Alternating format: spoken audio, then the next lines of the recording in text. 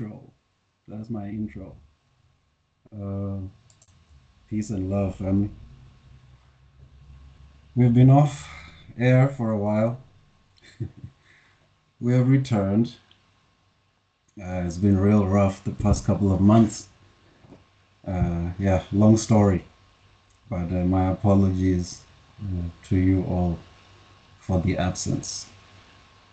But we're back, as you can see and hear.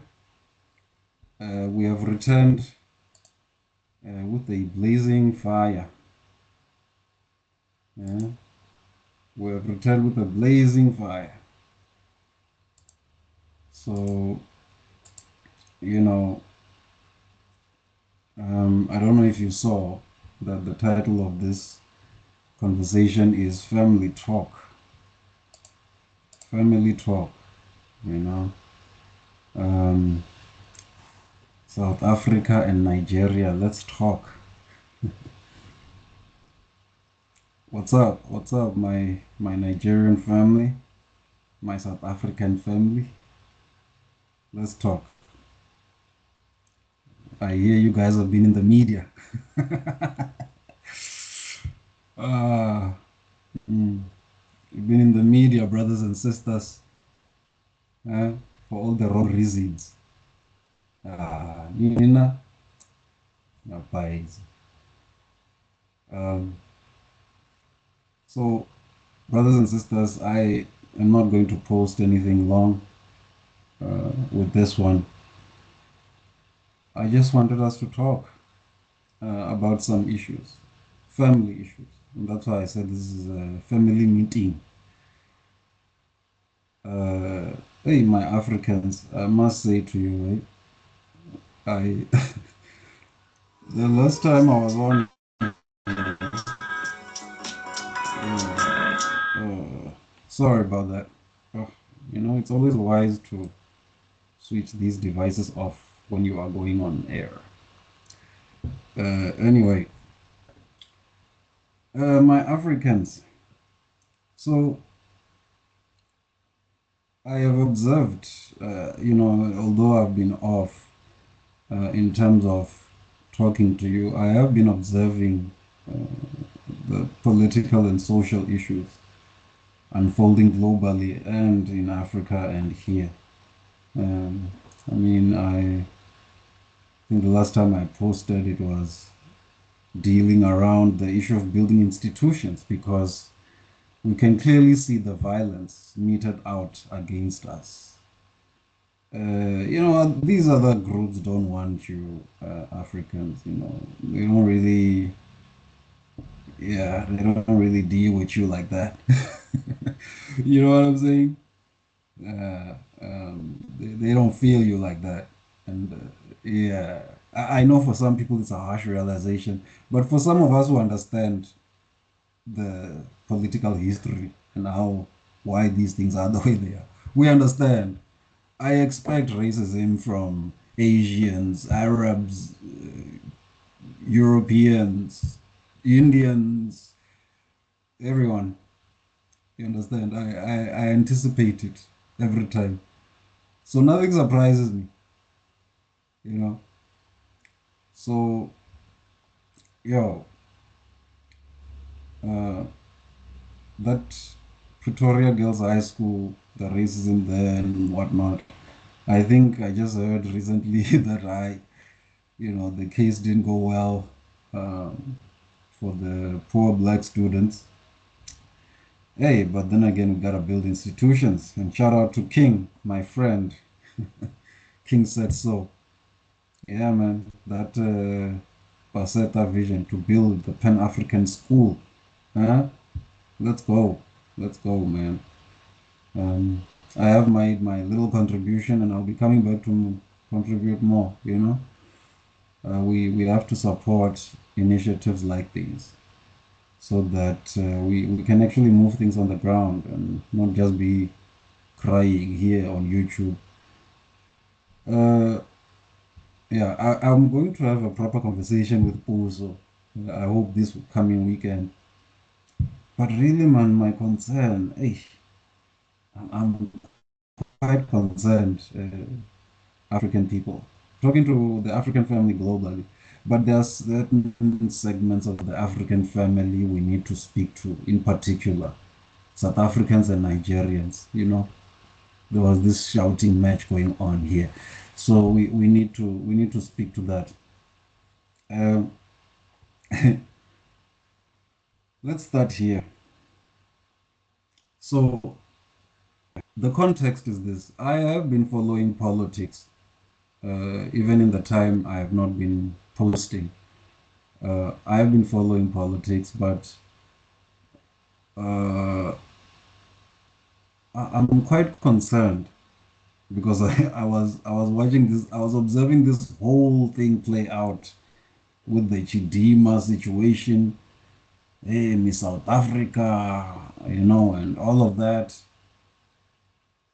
And I observed all of that, and I saw South Africans and Nigerians, fighting about beauty pageants.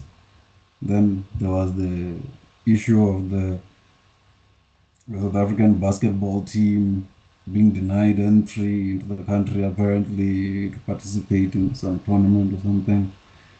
Hey, Africans, y'all are fighting, scratching each other over beauty pageants and sports events.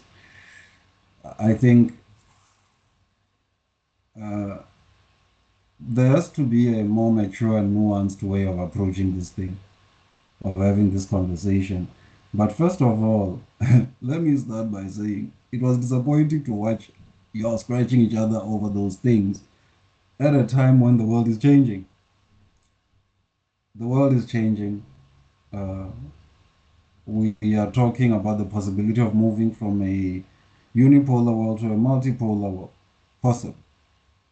No one knows how this whole thing is going to play out. But the fact of the matter is, power is being renegotiated in the world. The United States of America's dominance is being challenged. And they have dominated for the past almost 100 years. We know. Uh, yeah.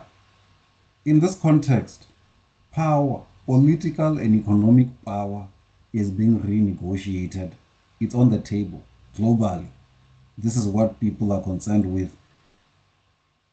I mean, but we're on beauty pageants and sports. That's the most important thing to be talking about. My people, we really need to think about these things. And I'm talking to all Africans, and specifically these two groups here, South Africa and Nigeria, possibly the strongest economies on the continent, and also in terms of influence.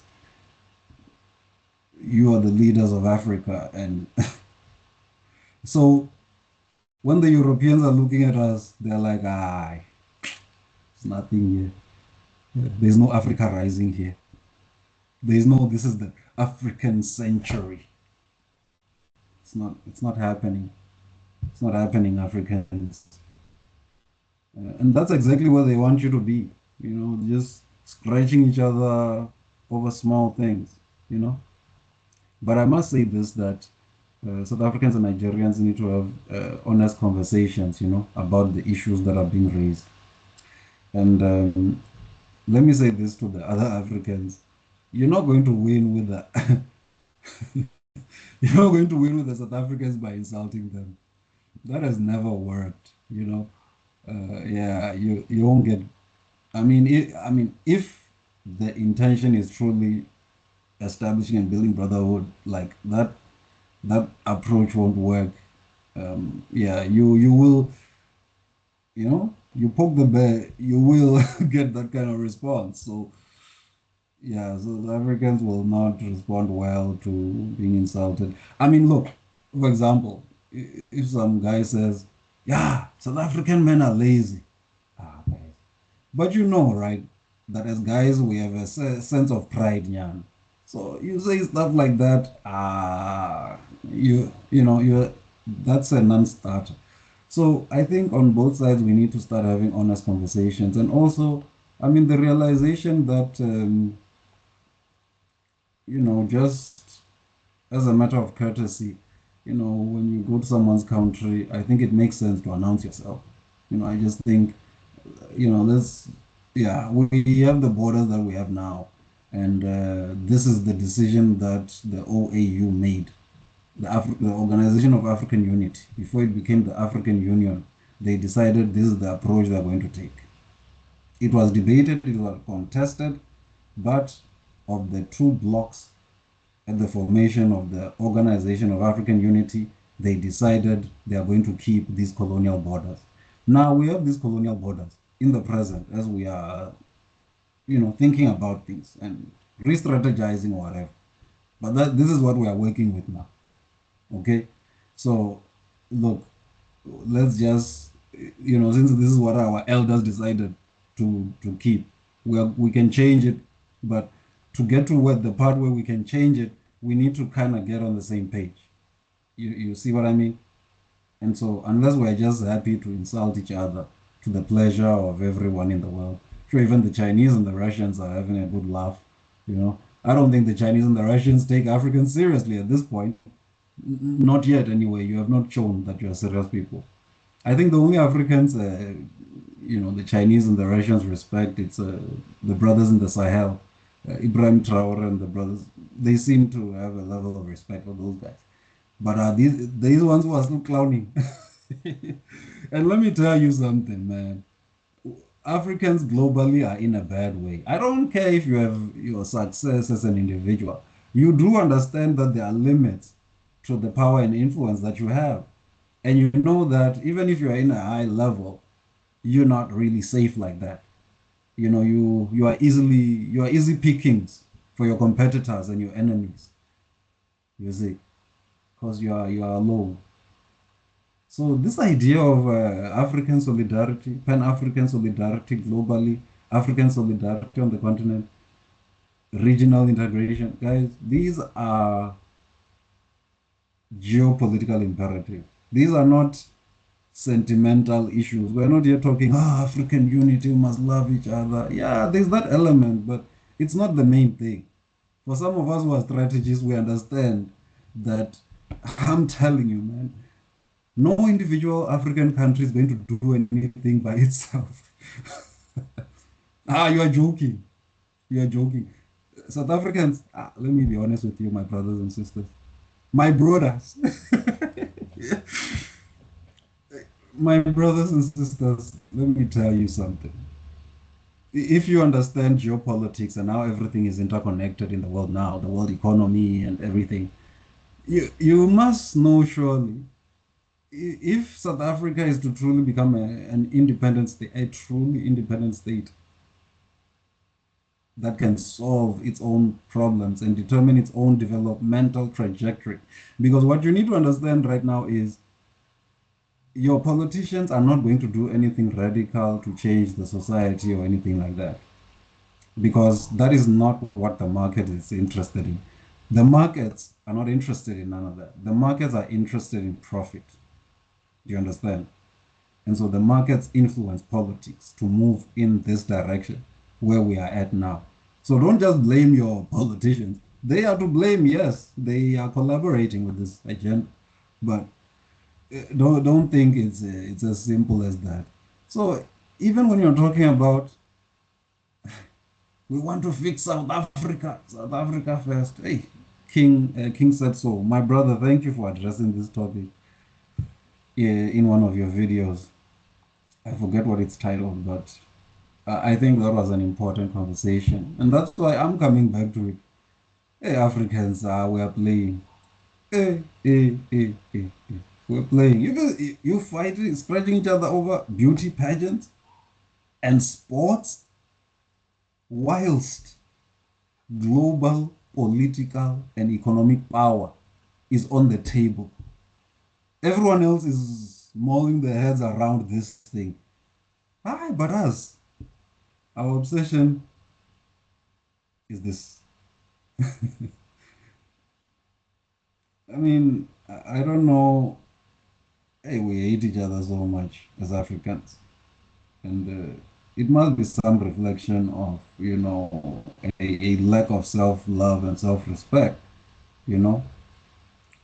And I don't want to castigate any one particular group at the expense of the other. I'm not on either one of your side. I think, yeah, y'all need to have a more mature sort of conversation, South Africans and Nigerians around these issues. Um, I think the South African side must be listened to as much as the Nigerian side must be listened to, um, so that we can resolve this thing and move on to more serious stuff.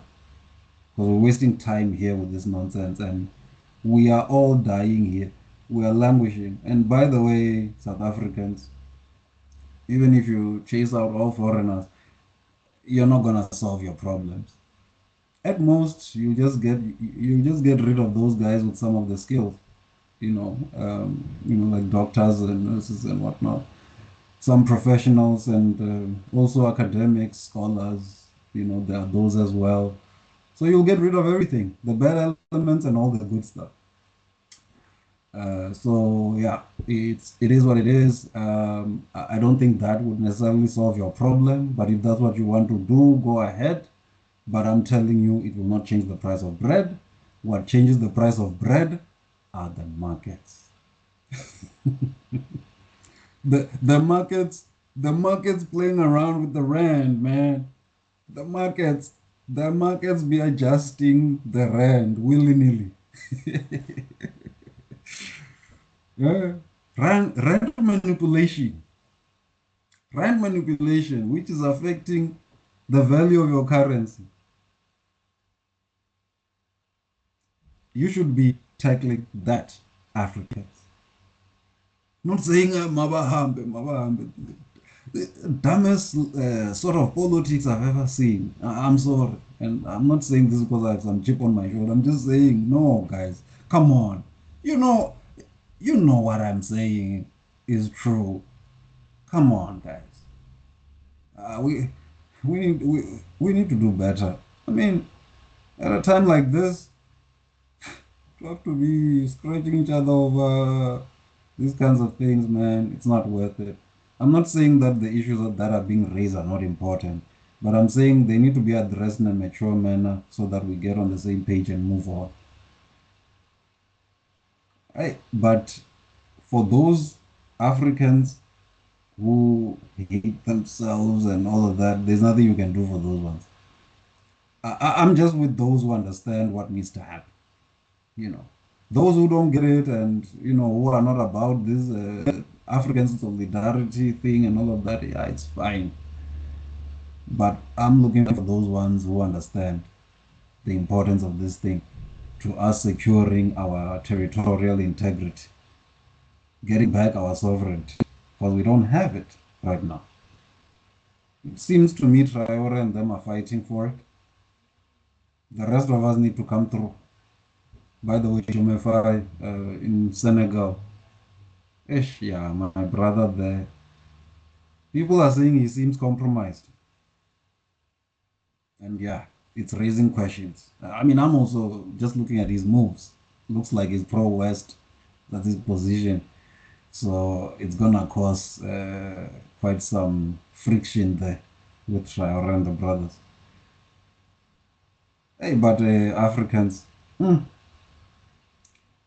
Anyway, for me, all I'm saying is to all my Pan Africanists out there, let's just find each other, support each other, work together, to move forward and in a more constructive way, to find ways to deal with conflict resolution.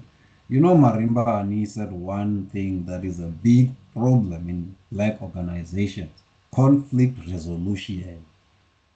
This is true for relationships between Africans from different groups, uh, and backgrounds and languages. Hey, conflict resolution. Hey, yanhlula bafethu. Ay, ay, ay. Ningobhalelwa. Bhalelwa badi. But anyway, something that seems to be becoming quite popular now is for white people reminding us again as blacks that our lives don't matter. They are not valuable. It started with that story of the two women in Limpopo who were killed, and then I saw King Setso was covering a story that the MK was narrating there, that in the Western Cape, I forget the specific area, there are some, dogs that belong to white farmers who are busy ending the lives of people, and doesn't seem much is being done about it. Hey, Maramavuru Vardower.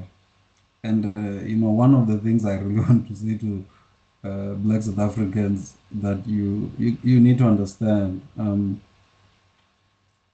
we did not win freedom and independence and all of that. No, we made concessions for some sort of settlement. That's what you can say. But it was a significant moment. Don't get me wrong.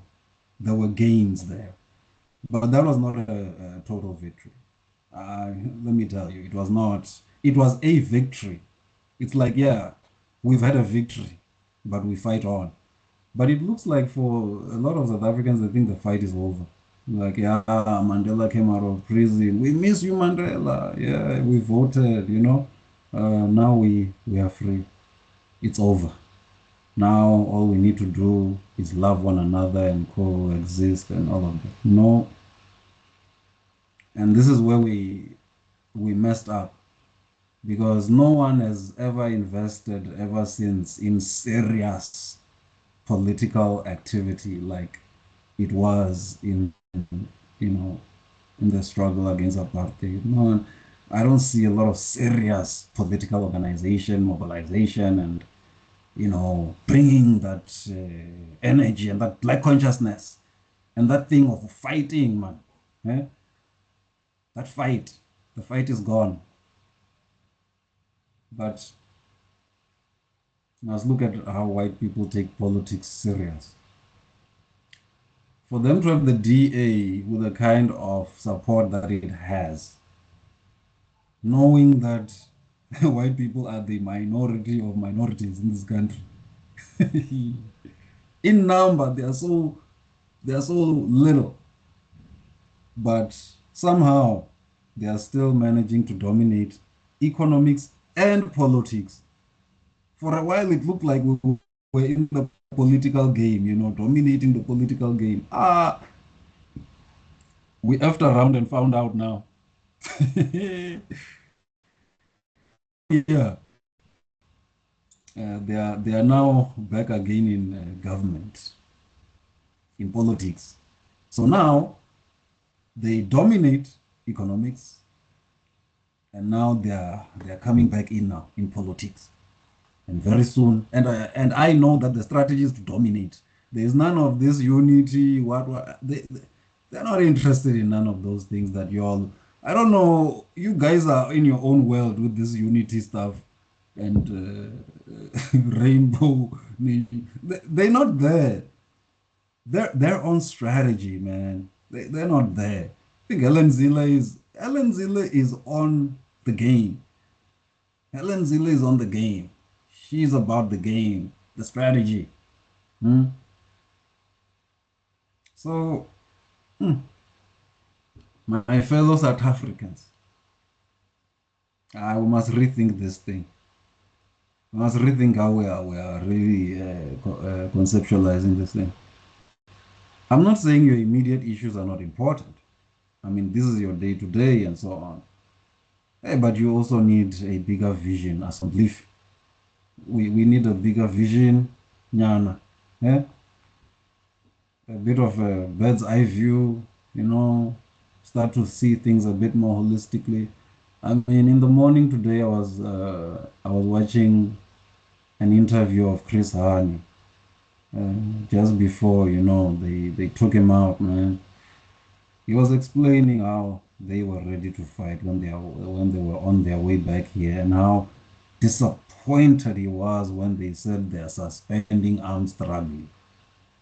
Ah, Chris Hani was like, "Oh my gosh, he was he even said we were fit, baby. We were fit, and we had already been tested. We had had exchanges of fires with these people, on our way back to South Africa. in the bush. We met them and we hit them, we moved them, and we were feeling very confident that yeah, they're gonna know us. Chris, I mean, soldier, man, soldier. He was like, we were ready, bro. We were ready. He was not talking opium here, things of hallucinate. He was like, we felt ourselves how fit we were. He was saying we were carrying our equipment and we were deliberately choosing to travel on the most difficult terrain to test ourselves. Huh? Ah, Buffett. We need to rethink this thing. Now, obviously, uh, Chris was, and all honor to him, wherever you may be, whatever form you may be found, hey, we carry on the fight, and by the way, I'm no Chris Hani, bro. Don't even try to, think I'm trying to even insinuate that I'm no Chris Hani, bro. I'm just inspired by the story of the man. He stood up for something. That's inspiring. The courage, the willingness to fight, even physically. It's needed, Africans, because we are not willing to do anything physically to anyone, even if they take our lives. We're not willing to do anything to anyone. We feel it's wrong, it's sinful, but it's not a sin to correct a wrong, huh? And that's the problem, isn't it? And that's why land thing has not been corrected. And Maburu will never respect us Africans in this country. Let me just say it to you because we didn't win. We did concessions. And since then, we've been doing everything to over accommodate them, and try to make sure they are safe and they are comfortable at our expense, by the way. And so they feel like they can just do whatever they want, man. They can take our lives in whatever way. They know we're not going to do anything about it. Because the biggest thing we are trying to do is reconciliation, a program that they are not even part of. So, my African family, you are not going to get anything until you are ready to fight, and that's just the reality of it. You see, they have AfriForum, they have the DA, they have Freedom Fund Plus, they Solidarity, they've got all of these things, and all it's about is fighting, because politics is a game. Politics is a game of influence, power, influencing perceptions, influencing how people see things. So they've made sure that our frame of mind doesn't even go to the idea of even trying to fight for what's ours. Just we must just be the peace-loving people. Let's not fight, and so Hi. on, and so on and so forth. You know, let's switch these devices off. So yeah, man, I gotta tell you, Africans, it's not looking good. The chess game is on, and you have not made even one move yet that is of any significance. So, yeah, we need to rethink our approach and strategy, Africans. And by the way, for those of you who are all about yourself, the individual, as long as I'm fine, I don't care about this African thing. I will just focus on myself. Yeah, you could do that, but hey, there are limitations to that thing. You know what I'm saying? Like, for example, wherever you go in the world, you're still an African. And the condition of your continent and the country you come from is going to influence how you're going to be dealt with, especially when you go in places like Asia or Europe or wherever. Because you are the weakest people in the world and it is known. They can bully you, abuse you, do whatever in those countries. In Europe, America, Asia, China. I mean, I've heard stories of people, people from South Africa, specifically in China, in abusive, very abusive work situations and whatnot. They are attacked and things. Hey, But I'm saying to you, Africans, whatever level of success you reach, whatever height you reach, as long as where you come from is weak, you can't be strong as an individual, yo. And that's what I'm telling you. This is what I'm telling you. So it doesn't work out in the end. The reality is human beings work as groups. The United States of America, right, has been the most powerful country in the past, you know, few centuries. Most powerful. They have allies, yo, and they make sure they consolidate power with their allies in Europe, the European Union, and so on. Y'all sleeping. Y'all sleeping. Africans, can we get serious for a second here? South Africa is not going to make a dent in the global geopolitical landscape on its own. Forget it. South Africa can't even stand side by side with Russia or China. What are you going to do to America and the European Union? What are you going to do to all these other blocks, the Asian bloc and so on? What are you go, the Arab bloc? What will you do, South Africa? Except that you are gonna have to go there and gravel and say, hey, Westella, hey, can you please include us? Hey, yeah, that's all you can do. Even in BRICS, if African countries are not coming into BRICS solid, going to be chowed. Even the in BRICS, going to be chowed still. You are still, when we look at everyone, we're going to see everyone from the top of the pyramid. And then we'll find the Africans there.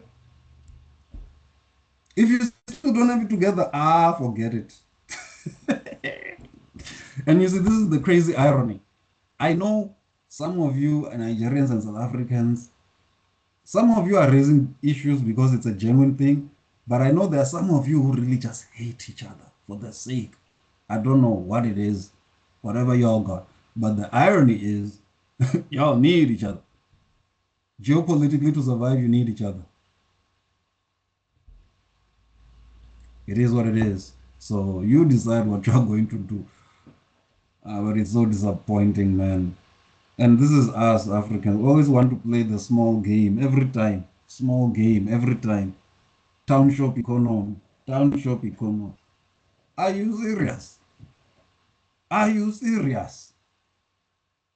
In in all this mineral wealth that the Europeans and the white settlers who are in this country control and continue to control and have controlled forever, you want to fight for the township economy. You want to fight for jobs in restaurants and things like that. Those are the things we think we must fight for. And that's, yeah, we got to think about this, man. The bigger picture. Honest, mature conversations between Africans. Resolve issues and move on. Unless you are not interested in resolving issues and you just want to have a shouting match against other African people, then go ahead and feed that appetite. I don't have that appetite, personally, you know. And so I'm interested in a Afro think tank. Shout out to Afro think tank. Another Pan African brother, solid one. I'm looking at these brothers who are solid in their thinking, because hey, others are just gonna they're gonna drive me crazy. Push, brothers like those ones. You know, yeah, I because we are at a very sensitive time in political history, and we can't afford this. Hey, we're wasting our time here with these bickerings, eh? We need to focus. We need to focus. So that is my message to the African world. I'm going to try and post more regularly, but the reality is I need to get someone to help me with this content. or to manage the channel itself, just logistics of things. You know, I'm I'm at ease creating content and everything and speaking. You can't stop me from speaking, but it's the post production work, editing and the time it takes to do all of that. And yeah, I have a day job, guys. I do, and it's pretty hectic. So, but I will try, guys, and I'm gonna try find the help for, managing the channel so that it can be more consistent. But brothers and sisters, everything is said out of love. I hope you feel the spirit I'm coming in. Please, let's really think about this thing more broadly. I just feel it's a chess game and we are losing. And the problem is we are actively contributing to us losing. Ah, yeah. Ah, bafethu. Ah, mara mavuru va khou ri ḓowela. Mavuru va khou ri ḓowela. I mean, you can just see it. The absolute disrespect. Ronaldo Jose, the guy who came out and was insulting us. Very violent speech, eh? Violent speech. He's still a member of parliament. The DA kept him, and no one's gonna say anything or do anything. They're gonna protect their own, even though he's vile. And I don't believe that they didn't know. Oh, please, man. Oh, please. They knew. They knew. They know. They know all the races in that party, man. You understand? They know. Everyone knows. They know each other. And yeah, I mean the leadership.